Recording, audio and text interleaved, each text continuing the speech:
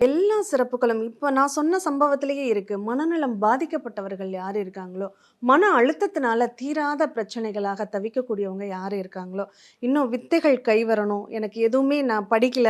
இப்ப நெறைய பேர் வந்து பசங்களுக்கு நெறைய படிப்பு அப்படிங்கிறது வராம இருக்கு. நான் படிக்கல, என்னுடைய எதிர்காலம் எப்படி இருக்க போகுதுன்னு தெரியல அப்படிங்கிற கவலையில இருக்கிறவங்களும் தாராளமா போகலாம்.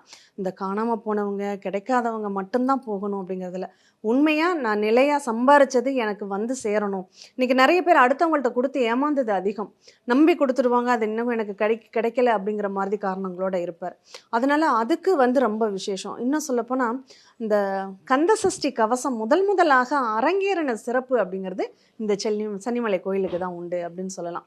அப்ப அந்த கவசத்த நம்ம வந்து இன்னைக்கு எல்லாத்துக்குமே இந்த கந்தசஷ்டி கவசம்ங்கிறது ரொம்ப பாதுகாப்பான ஒரு நிகழ்வா இருக்கு. அதனால இந்த கவசம் முதலாக அரங்கேறிய ஒரு ஸ்தலம் அப்படிங்கிறது சென்னிமலை முருகன். அந்த முருகனை வழிபட்டாலே எல்லா பிரச்சனைகளுக்கும் அது தீர்வு அப்படின்னு தான் சொல்லலாம். ரகங்கள் பலவிதம், ஒவ்வொன்றும் உலகத்தரம். தமிழக உற்பத்தியில் உங்கள் அனுஜ் டைல்ஸ்.